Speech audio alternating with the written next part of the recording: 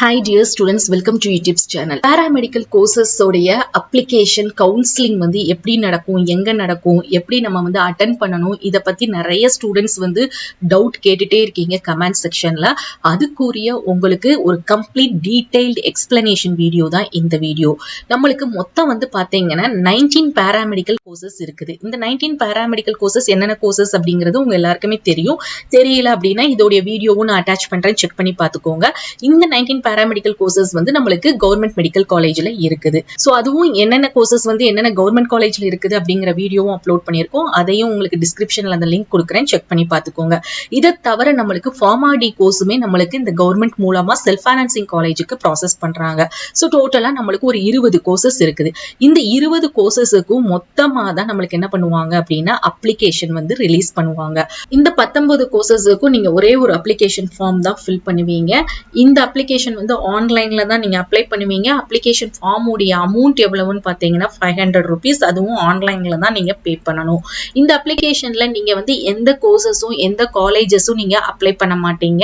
நீங்க அப்ளிகேஷன்ல உங்களுடைய personal details, உங்களுடைய கம்யூனிகேஷன் அட்ரஸ், அதுக்கடுத்து உங்களுடைய 12th மார்க்ஸ், 10th மார்க்ஸ், இதை மட்டும் தான் உங்களுடைய கம்யூனிட்டி, அதுக்கடுத்து உங்களுடைய சர்டிபிகேட்ஸ் 10th 11th 12th இந்த சர்டிபிகேட்ஸ், கம்யூனிட்டி சர்டிபிகேட், இதை மட்டும் தான் நீங்க என்ன பண்ணுவீங்க அப்படின்னா அப்ளிகேஷன்ல அப்லோட் பண்ணுவீங்க, ஃபில் பண்ணுவீங்க.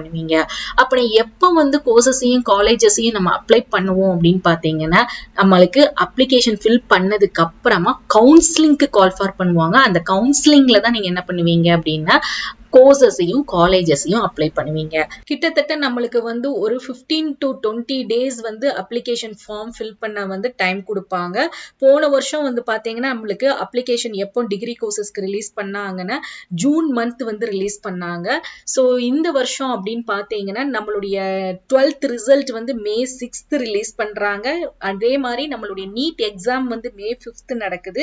ஸோ 12th ரிசல்ட் ரிலீஸ் ஆனதுக்கு அப்புறமா அதுக்கடுத்து நம்மளுடைய நீட் எக்ஸாம் முடிஞ்சு நீட் ரிசல்ட் ரிலீஸ் பண்ணதுக்கு அப்புறமா ஆல் இந்தியா கோட்டாவுடைய எம்பிபிஎஸ் கவுன்சிலிங் நடக்கும். அந்த டைம், அந்த ஃபர்ஸ்ட் ரவுண்ட் டைம் வந்து என்ன பண்ணுவாங்கன்னா ஸ்டேட் கோட்டாவுடைய எம்பிபிஎஸ் கவுன்சிலிங் கண்டக்ட் பண்ணுவாங்க. அந்த ஸ்டேட் கோட்டா கவுன்சிலிங் நடக்கும்போது நம்மளுக்கு பாராமெடிக்கல் கோர்சஸ் உடைய டிகிரி கோர்ஸ் அப்ளிகேஷன் வந்து ரிலீஸ் பண்ணுவாங்க. அதுக்கப்புறமா தான் டிப்ளமோ கோர்ஸ் வந்து ரிலீஸ் பண்ணுவாங்க.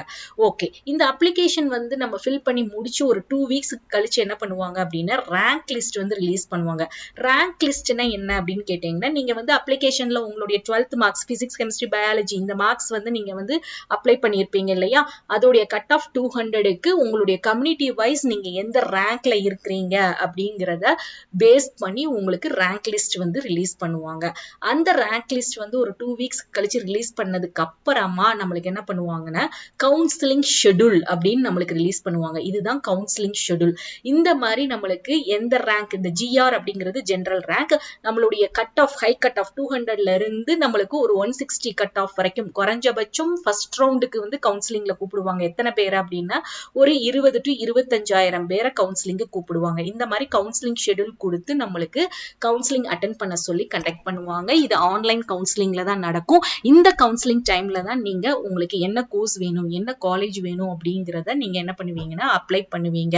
ஸோ எவ்வளவு கோர்சஸ்னாலும், இப்போ 19 கோர்சஸ்னா நீங்க 19 கோர்சஸும் நீங்க அப்ளை பண்ணலாம். 19 கோர்சஸ்க்கு இருக்கக்கூடிய எல்லா கவர்மெண்ட் காலேஜஸும் நீங்க அப்ளை பண்ணலாம்.